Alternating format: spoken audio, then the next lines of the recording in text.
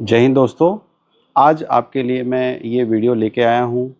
इस वीडियो में आप देखेंगे कि ट्रांजिट टाइम का कैलकुलेशन ट्रांसपोर्ट इंडस्ट्री में कैसे करते हैं। जब भी कोई कस्टमर आपसे ये पूछता है कि मेरा कोई सेगमेंट वापी एरिया से या वापी दमन सिलवासा से दिल्ली के लिए जा रहा है, तो वो कितना ट्रांजिट टाइम लगेगा, या किसी कंसाइनमेंट को वापी एरिया से जम्मू पहुंचने में कितना टाइम लगेगा, या किसी कंसाइनमेंट को वापी से बैंगलोर पहुंचने में कितना समय लगेगा। तो आप इस तरह के कैलकुलेशन में कई बार कंफ्यूज हो जाते होंगे, तो आज मैं आपको ये चीज़ें क्लियर करना चाहता हूँ। इसका एक बेसिक रूल है। आप कभी भी जब आपका कस्टमर आपसे ट्रांजिट टाइम का रिक्वेस्ट करता है या फिर उनसे ऑफ़र चाहता है, तो आप जो कैलकुलेशन है वो करने का सीधा रूल ये करिए कि 350 किलोमीटर 24 आवर्स में एक गाड़ी रन करती है।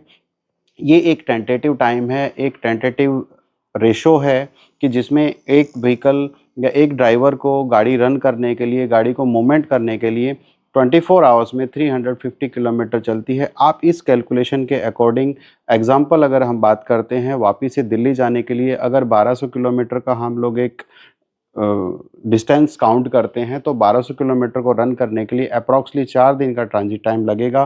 तो आप 350 किलोमीटर्स 24 आवर्स में अगर काउंट करते हैं, तो आपको समझ में आ गया होगा कि 24 घंटे में गाड़ी 350 किलोमीटर तक रन करती है। उसी प्रकार हम कैलकुलेट करके अगर कोई गाड़ी वापी से जम्मू जा रही है, अगर 1700-1800 किलोमीटर अगर हम काउंट करते हैं जम्मू को, तो अप्रॉक्सली आप उसमें 5 से 6 दिन का ट्रांजिट टाइम लगने वाला है। तो आप कस्टमर को बोल सकते हैं कि अगर आपका मटेरियल दिल्ली जाएगा तो आप 4 दिन में उसको एक्सपेक्टेशन कर सकते हैं, अगर आपका मटेरियल जम्मू जाएगा तो आप उसको 6 दिन में एक्सपेक्ट कर सकते हैं। उसी प्रकार अगर आपका कोई कंसाइनमेंट बैंगलोर, अगर डायरेक्ट ट्रक लोड की मैं बात कर रहा हूँ, अगर कोई गाड़ी निकली है तो वो इस तरह से आपके मटेरियल को पहुंचा सकती है और एक टेंटेटिव टाइम आप दे सकते हैं। आफ्टर ऑल क्योंकि ड्राइवर जो है वो एक ह्यूमन बीइंग है, ना कोई मशीन है, तो उसको भी कुछ पॉइंट तक गाड़ी चलाने के बाद कुछ रेस्ट करने की ज़रूरत होती है, तो थोड़ा बहुत वो रेस्ट करता है इंसान और फिर वो गाड़ी को चलाता है।